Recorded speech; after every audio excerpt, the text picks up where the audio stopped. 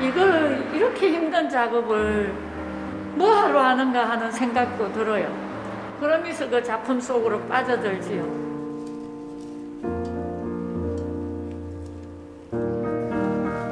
육체적인 어떤 괴로움보다도 정신적인 기쁨이 더 크기 때문에 저의 가장 행복한 시간이 아닐까 생각합니다.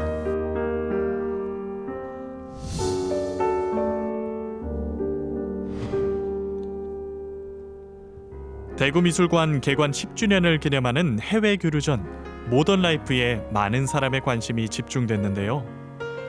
프랑스의 국보인 샤갈의 그림을 만날 수 있을 뿐 아니라 세계적인 작가들의 작품을 한자리에서 감상할 수 있기 때문입니다.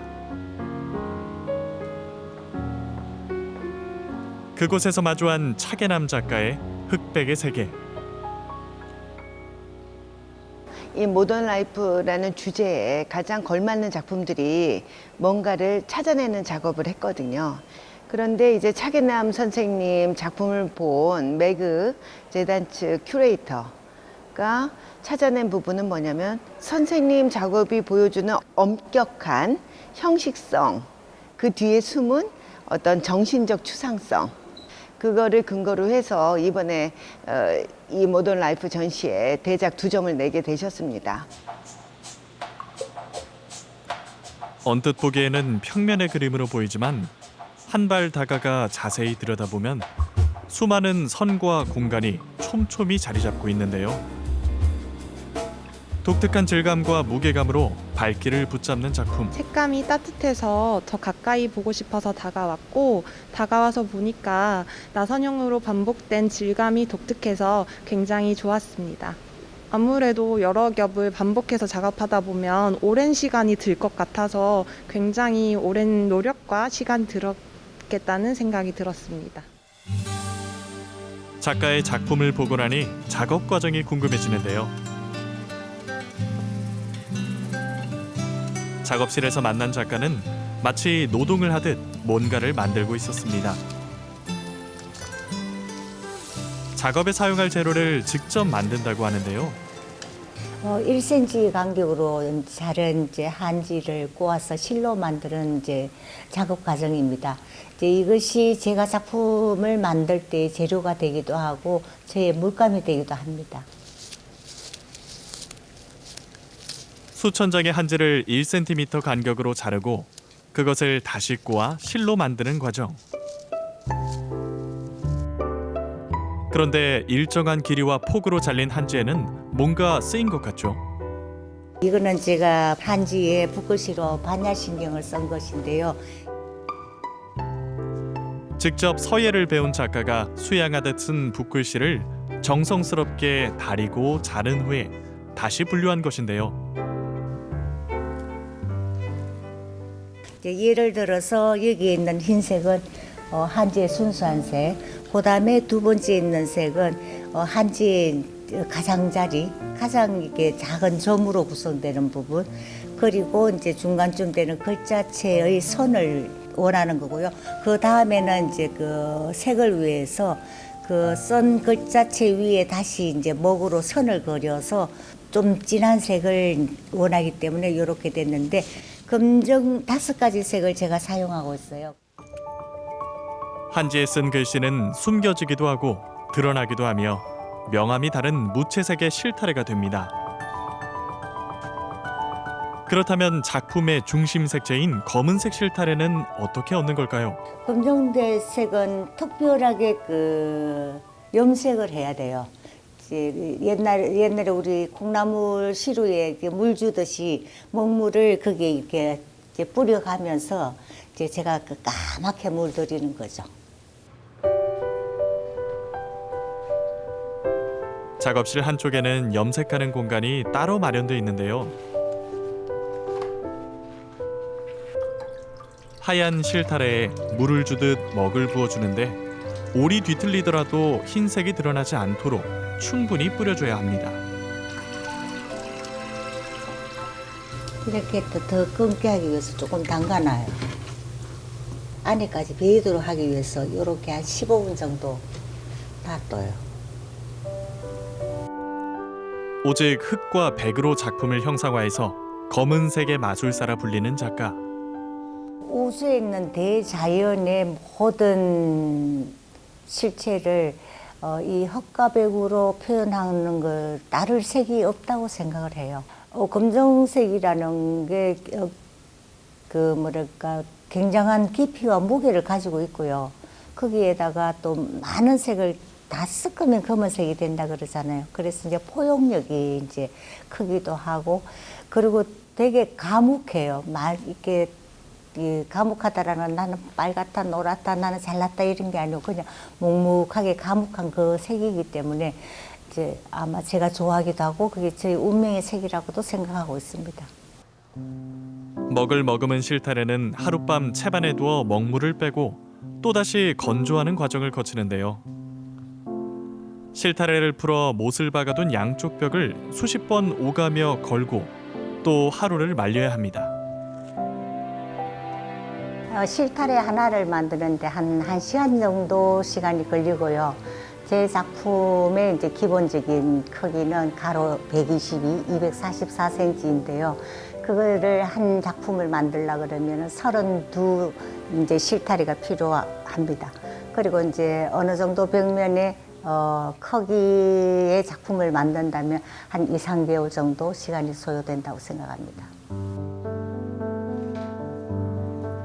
시간과 정성을 들이지 않고는 시작조차 불가능한 작업. 수백 번의 손길과 발길을 움직여야 비로소 재료 준비가 끝이 납니다.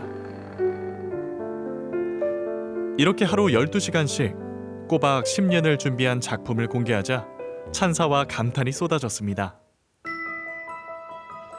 화려한 제목이나 미사여구는 없지만 스케일과 색채만으로 보는 이를 압도하는 작품. 작가는 이 작업을 통해 무엇을 보여주고 싶은 걸까요? 제목이 없는 게 아니라 언타이틀이라는 무제라는 제목은 있습니다. 이제 그 무제라는 것은 보는 이들이 이제 하나로만 볼 수는 없을 거예요. 근데 이제 제가 무리하게 이거는 이제 뭐 봄의 향기다 이런 제목을 붙이게 되면은 그 관람자들은 그 제목에 얽매여서 그냥 그대로만 하나로만 생각하고 가셔요. 그래서 저는 이제 그런 걸 원하지 않기 때문에 제 그림을 보는 모든 분들이 자유로운 상상을 펼쳐가면서 오시는 분들이 각각의 그 이미지를 가지고 가시기를 원해서 그렇게 했습니다. 관객에게 메시지를 강요하지 않듯 작가 역시 평범한 캔버스를 거부했습니다. 미술대학과 대학원에서 염색과 염직을 공부하며 초기에는 섬유예술에 관심을 가졌는데요. 이것은 제가 1983년도 일본에서 제작한 작품이고요. 만다라 시리즈의 첫 번째 작품입니다. 여러 가지 색실로 그림을 짜놓는 타피스트리 작품은 실을 근간으로 하는 작업의 시작점이 되었습니다. 질서와 틀 안의 그림을 거부하며 아무도 가지 않은 길을 추구했던 작가.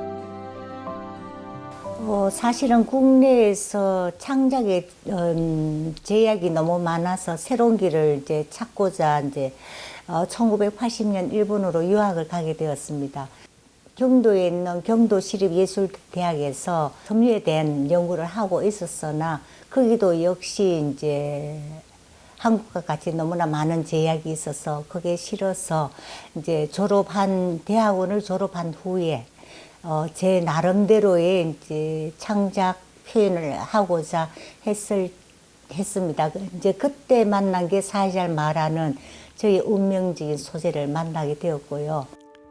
작가의 운명을 바꾼 사이잘마는 멕시코에서 생산되는 천연 섬유인데요. 마실을 여러 가지 색으로 염색하고 한 올씩 풀어서 말린 다음 압축해 대형 입체 조형물을 완성했습니다. 가느다란 실로 만든 거대한 입체 작품은 국제조각 트리엔날레에서 은상을 수상하며 섬유도 조각이 될 수 있다는 것을 보여줍니다. 제가 입체 작품이나 아니면 조각을 만들 때 나무나 브론즈로 이제 작업하는 거와 이제 달리 이 한 올 한 올에 이제 그 섬유가 모여서 이제 입체화 됐을 때는 그 견고하면서도 부드러운 촉감과 느낌을 가질 수 있는 게 이제 다른 점이라고 할 수 있습니다. 부드러운 조각이라는 새로운 길을 개척한 작가. 그때부터 일본 화단의 주목을 받기 시작했고 1990년대부터는 색보다 형태에 집중하며 검은색으로 작품 세계를 구현해 갑니다.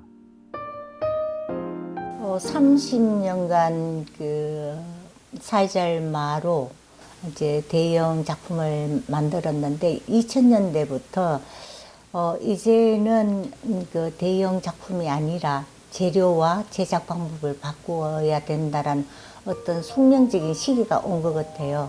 그래서 이제 그때부터 한지에 대한 연구, 그리고 붓글씨를 쓰면서 흑백의 그 이제 세계가 이제 저한테 다가와서 그때부터 이제 한지로서 작품을 만들게 됐습니다.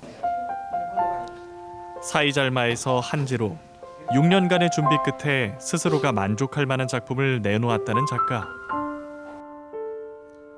재료가 준비되면 본격적으로 작품을 만드는데요. 수많은 시를 어떤 방법으로 캔버스에 옮겨 담을까요? 오랜 연구 끝에 찾은 작가만의 방법이 있다고 합니다.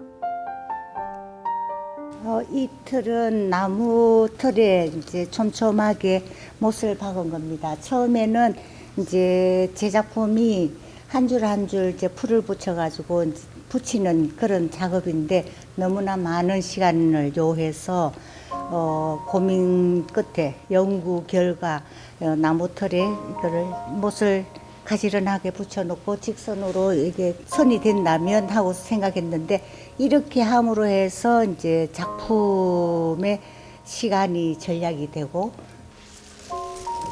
촘촘히 못을 박아둔 사각틀에 실을 걸며 작품의 형태를 만드는 성형 작업. 캔버스에 한 줄 한 줄 붙이던 것을 틀을 사용해 제작 시간을 줄였다고 하지만 이 과정 또한 몇 번을 반복해야 하나의 작품이 탄생합니다.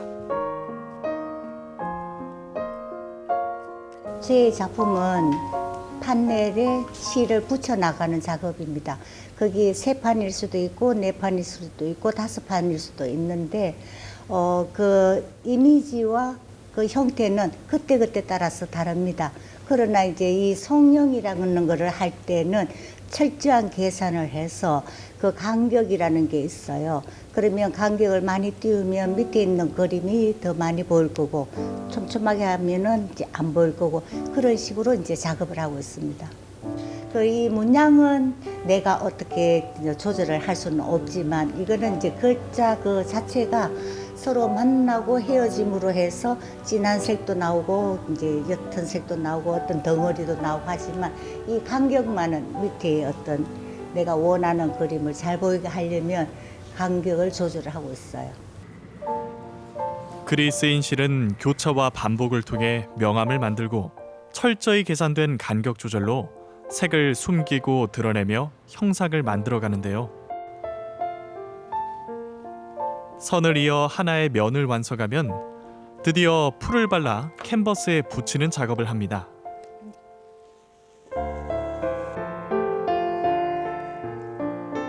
캔버스 전체에 풀을 바른 후 성형 작업을 한 판을 올려 접착하는데요. 이 선들은 무엇을 의미하는 걸까요? 한지로 되어진 실은 시간을 의미하고 있습니다. 우리의 이제 삶의 시간일 수도 있고요. 이제 거기서 나온 점이라는 것은 우리의 이제 탄생 그리고 시간의 여정 그리고 묘는 다른 공간을 생각하기도 합니다. 근데 이제 우리의 그런 시간을 넘어서서 영원한 시간성도 거기에 포함되고 있고요. 무한히 그 반복되는 시간과 공간 속에서 생성되고 사멸되는 모든 우주의 모습을 이제 화면에 담아보고 싶은 의미입니다. 교차하고 포개지는 선과 점과 면을 통해 무한한 시간성과 우주적인 공간을 표현한 작가. 평면의 시공간을 담아내며 자신만의 예술 세계를 확립했고 2021년 대구미술관이 선정한 다티스트로 이름을 올리게 됩니다. 미술관을 캔버스 삼아 독특한 형태로 전시한 작품들, 바닥에 눕거나 벽과 벽을 연결하고 벽에서 바닥으로 흘러내리는 설치는 입체와 평면으로 규정짓기 힘든 관념을 뛰어넘는 전시였습니다. 차계남 선생님의 작품이 추상 작업을 시도하는 작가들이 보여주는 상투성에서 훨씬 벗어나 있고, 또 그것을 어떤 그 섬유예술에서 시작했으나 조형 예술의 영역까지 정말 심화시키셨고, 그리고 그것이 자신의 독자적인 어떤 예술 양식으로 확립되어 있는 작가라는 데 결론을 가질 수 있었어요. 그래서 그 만장일치로 그 심사하시는 분들이 차계남 선생님을 제1회 원로작가 부분 다티스트로 선정을 했습니다. 압도적인 스케일의 작품에는 한 올 한 올 공들여 작업해온 작가의 시간과 노력이 이어져 있고, 묵묵히 자신의 길을 걸어온 작가의 인생이 겹쳐 있는데요. 제가 생각하기로는 원 없이 펼쳐 보였다고 생각합니다. 많은 분들의 호응도 받았고, 그 작품 앞에서 오시는 분도 봤고, 그리고 이제 한 30분을 멍하니 작품을 보시면서 왔다 갔다 하시는 분도 봤고 해서 저는 이제 원이 없어요. 너무너무 평가도 좋았고 너무 좋았습니다. 40년간의 작품 세계를 원 없이 펼쳐 보였던 한 해. 전시를 마친 작가의 작품은 개인 소장고로 옮겨집니다.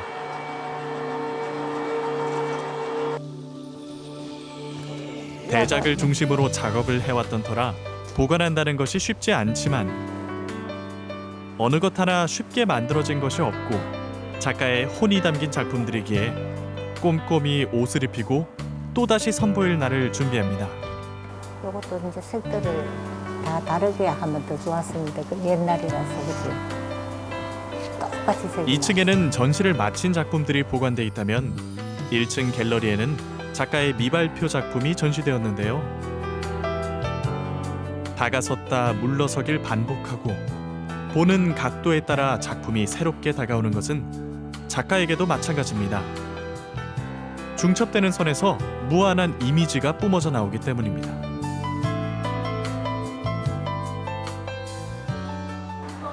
아이고 언니 오셨어요. 날씨 좀 어때요? 많이 오늘 추워요? 많이 풀렸어. 아 그렇구나. 갤러리에 작가의 언니가 찾아왔습니다. 오랜만이에요. 작품 좀. 작품은 잘 돼가고. 네, 작품은 계속 열심히 하고 있어요. 대구에서 식당을 운영하며 예술가 동생을 키워낸 언니. 예술을 하겠다고 말하던 그 순간부터 지금의 작가가 있기까지 아낌없이 지지해 줬는데요. 어렵게 했지만서도 있잖아. 이 세상에 한 번 태어났는데 네가 하고 싶은, 경상도 말로 네가 하고 싶은 예술을 네 마음껏 펼치다가 가거라라고 하셔서 누구보다 치열하게 오로지 예술만을 생각하는 동생이었기에 묵묵히 버팀목이 되어주었습니다. 어떤 거라고 전시할 때마다 파랑에 가기 전에 이번에는 울지 않아야지 하는 마음을 가짐을 하고 가요. 갈 때마다 그 생각을 하고 가는데, 가서 작품 앞에 딱 서면 제일 먼저 마음이 아려오는 거예요. 마음이 아려오면서 그 다음에 구석에 가서 눈물을 한 방울 흘리고 와요. 흘리고 탁 와서는 보고, 이걸 이렇게 힘든 작업을 뭐하러 하는가 하는 생각도 들어요. 그러면서 그 작품 속으로 빠져들지요. 아, 이렇게 하는 게 내 동생이구나. 그렇게 그 빠져들면 그때부터는 이제 웃음도 나오고 또 어깨도 두드려주고 그렇게 한다고요. 많은 사람들 외롭고 고독하게 작업실을 지키는 동생을 보며 함께 웃고 울어준 사람. 작가가 40년간 작업을 놓지 않을 수 있었던 이유기도 합니다.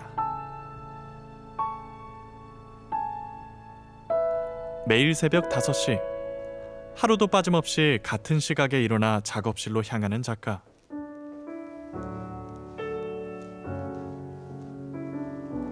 밤새 내려앉은 찬 기운과 먹향이 가득한 작업대에 다시 앉았습니다. 작가는 왜 이토록 힘든 작업을 수십 년째 이어가는 걸까요? 제가 작품을 만드는 시간은 아마 수행의 시간일 거예요. 많은 시간을 이제 작업을 해야 하기 때문에. 그러나 이제 육체적인 어떤 괴로움보다도 정신적인 기쁨이 더 크기 때문에 아마 그것은 저의 가장 행복한 시간이 아닐까 생각합니다. 한 올의 시를 꼬아 읽고 겹치며 작가의 정신과 마음을 담는 작품은 노동의 결과물이자 수행의 산물인데요. 이 고된 과정이 행복한 것은 작품이 곧 작가 자신이자 삶이기 때문입니다. 저는 많은 사람들이 마음에 기억할 수 있는 작가, 그리고 제 작품을 보고 이렇게 감동해주는 분들이 있다면 최고의 작가로 남을 수 있지 않을까 생각합니다.